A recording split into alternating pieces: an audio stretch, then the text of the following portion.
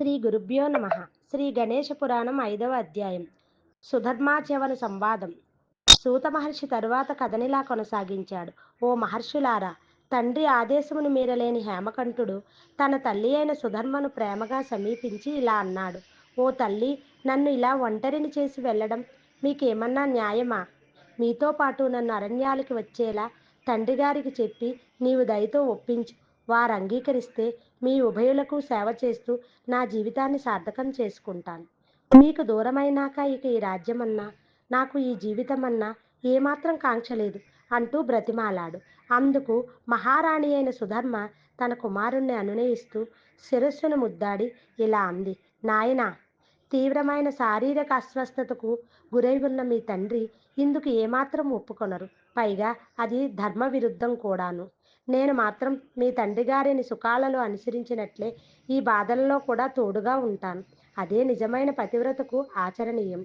కనుక నీవు ఇక ఏమాత్రం ఆలస్యం చేయక మీ తండ్రి గారి ఆదేశానుసారం మన నగరానికి ఈ పరివారంతో పాటు వెనక్కు మరలటం శ్రేయస్కరం అంటూ నచ్చచెప్పింది. సూతుల వారు ఇలా చెప్పసాగారు. ఓ ఋషులారా, ప్రేమపూర్వకమైన తల్లి అనునయ వాక్యాలను విన్న హేమకంఠుడు ధర్మబుద్ధితో తన మాతాపితరులకు ప్రదక్షిణా నమస్కారాలు చేసి తన పరివారంతో తన రాజ్యానికి వెనుతిరిగాడు. తిరిగి తన రాజభవనంలో ప్రవేశించి దుఃఖంతోనూ సంతోషంతోనూ సమ్మిళితమైన అంతరంగంతో తన ప్రజానికాన్ని పుత్ర ప్రేమతో తండ్రి బోధించిన రీతిలోనే ఎంతో ధర్మబద్ధంగా రాజ్యపాలనను చేయసాగాడు. సోమకాంత మహారాజు అరణ్యానికి వెళ్ళటం, ఆ తరువాత జరిగిన కథా విధానం గురించి ఋషులు ప్రశ్నించగా సూత మహర్షి ఇలా చెప్పాడు. ఓ మహా ఋషులారా, అనంతరం సోమకాంత మహారాజు అరణ్యానికి ఎలా వెళ్ళింది, అక్కడ ఏమేం చేసింది అంతా వివరంగా చెబుతాను. సావధాన చిత్తులై వినండి. సుబల జ్ఞానగమ్యులనే మంత్రులిద్దరూ తనకు ముందుగా నడవగా భార్య సుధర్మ తనను నీడయ అనుసరించగా రాజు ఘోరారణ్యంలో ప్రవేశించాడు. వారందరూ వానప్రస్థ ధర్మములైన ఒంటిపూట భోజనం, నేలపైన శయనించటం వంటి నియమాలను పాటిస్తూ మార్గమధ్యంలో కలిగే ప్రయాణపు బడలిక చేత, ఆకలి దప్పుల చేత బాధలను అనుభవిస్తూ కూడా సుఖదుఖాలను సమదృష్టితో చూసే యోగుల వలె మార్గాయాసాన్ని తొలగించుకుంటూ దీక్షగా తమ ప్రయాణం కొనసాగించారు. ఇలా చాలా అరణ్యాలను దాటుకుంటూ వెళ్ళి ఒక సుందరమైన ప్రదేశంలో తామర పుష్పాలతో నిండిన సరోవరాన్ని చూశారు. అనేక జలపక్షులతోనూ జలకాలాడే ఏనుగుల సమూహాలతోనూ తామర పుష్పాలతోనూ నిండిన ఆ సరస్సు ఎంతో అందంగా కనిపించింది. అనేక వృక్షాలతో దట్టమైన తీగలతో చుట్టుకొని ఉండి చూడటానికి ఆహ్లాదం కలిగించేదిగా ఉన్నాయి. అక్కడి చల్లని సుగంధ వాయువులు ఆ సరస్సు మీద నుంచి వీచి ప్రశాంత పరిసరాలు మనసుకు ఒక అనిర్వచనీయమైన ప్రశాంతతను కలిగిస్తున్నాయి. ఆ సరస్సులుండే తమ పానాలకు, అనుష్ఠానాలకు అవసరమైన నీటిని అక్కడి మునులు తమ పూజలకై ఫలపుష్పాలను కూడా తీసుకెడుతుంటారు. అక్కడ రకరకాల పక్షులు తమ కిలకిలారావాలతో అదో దివ్యలోకమా లేక స్వర్గంలోని నందనోద్యానమా అనిపించేలా ఉన్నది. ఆ చల్లని గాలి సోకగానే శరీరానికి బడలిక తీరి వేరే లోకాల అంచుల్లోకి తీసుకెళ్తున్నదా అన్నంత విశ్రాంతి కలిగించేలా ఉన్నది. ఓ ఋషివర్యులారా, అలాంటి సుందరమైన మనోజ్ఞమైన సరోవర సమీపంలోకి చేరిన రాజు తన మంత్రులతోనూ భార్యతోనూ కూడా కలిసి విడిది చేసి అక్కడ తన స్నాన సంధ్యాధికములను నిర్వర్తించుకొని సమీపంలో లభించిన కందమూలాలను భక్షించి ఆనాటికి విశ్రాంతి తీసుకొనసాగాడు. ప్రయాణపు బడలికతో రాజుకు అక్కడి ఇసుక తిన్నెపైనే కంటికి మంచి నిద్ర పట్టింది. భార్య సుధర్మ భర్త యొక్క అలసట తీరేలా పాదములు వత్తసాగింది. మంత్రులిద్దరూ ఆమె ఆదేశం మేరకు కందమూలాలు సేకరించడానికి అరణ్యంలోకి వెళ్ళారు.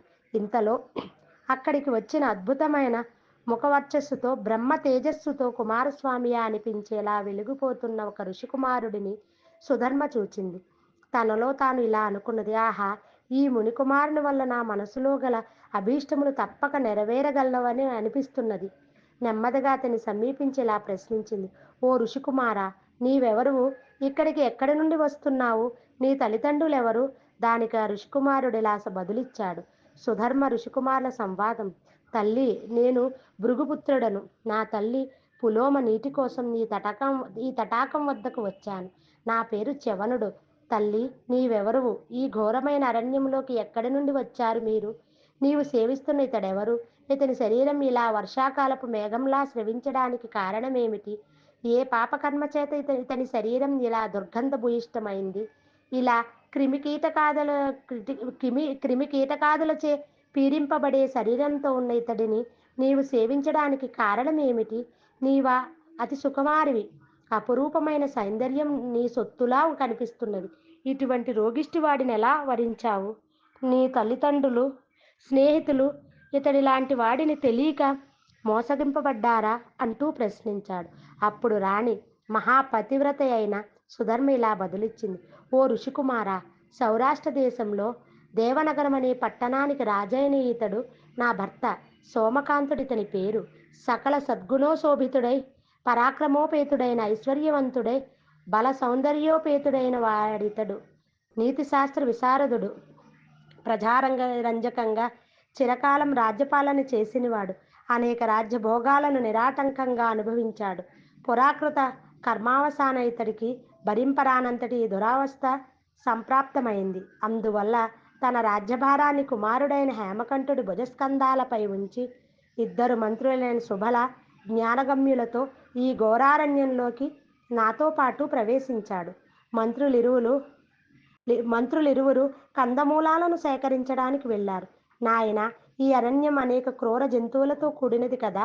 రాక్షసులు, భూత ప్రేత పిశాచాలు కూడా సంచరించే ప్రాంతమిది. అయినా ఇక్కడ ఎవ్వరూ మాకెట్టి హాని తలపెట్టడం లేదెందుకనో. మాకింకా దుఃఖానుభవం మిగిలి ఉన్నందున ఊరుకున్నారేమో. మా ఈ దుఃఖానికి అంతే కనబడడం లేదే. షడ్ షడ్రపు షడ్ క్షమించండమ్మా షడ్రసోపేతమైన రాజోచిత భోజనాలెక్కడా? దొరికినంతటితో సరిపుచ్చుకోవలసిన ఈ కందమూల భక్షణమెక్కడా? అయినా ఈ కందమూలాలే ప్రస్తుతం అత్యంత రుచికరములుగా ఉన్నాయి మాకు. దరిద్రులు, తాపసులు తినే ఇటువంటి ఆహారం శ్రీమంతులకు జీర్ణమవటం కష్టమే కదా. హంసతూలికా తల్పం మీద పరిచారగణం యొక్క సేవలందుకుంటూ నిద్రించే ఈ ప్రభువు ఈనాడు ఇలా కటిక నేలలపైన, ఎగుడు దిగుళ్ళుగా ఉండే ఇసుక తిన్నెలపైన సేద తీరుతున్నాడు. చందనం, పునుగు జవ్వాది మొదలైన సుగంధ ద్రవ్యాల చేత పరిమళించే ఈ మహారాజు శరీరం ఇప్పుడు దుర్గంధపూరితములైన చీము, రసి ఓడుతూ దుర్భరంగా ఉన్నది. ఎప్పుడు పండిత గోష్ఠితో కాలం గడిపే రాజు ఇప్పుడు దుఃఖసాగర నిమగ్నుడై ఉన్నాడు. ఓ భృగునందన, ఈ దుర్భరమైన దుఃఖసాగరాన్ని ఎట్లా దాటగలము? అగాధమైన అంతూదరి తెలియని దుఃఖ సముద్రాన్ని దాటటానికి నీవు మాకు తెప్పలాగా సహకరించి మమ్మల్ని ఈ స్థితి నుంచి రక్షించు అంటూ రాణి చ్యవనుడితో గద్గంధ కంఠి అయి ప్రాప్తించింది. ఇదే శ్రీ గణేశ పురాణం ఉపాసనాఖండంలోని సుధర్మాచ్యవన సంవాదం అనే 5వ అధ్యాయం సంపూర్ణం. శ్రీ గురుభ్యో నమః.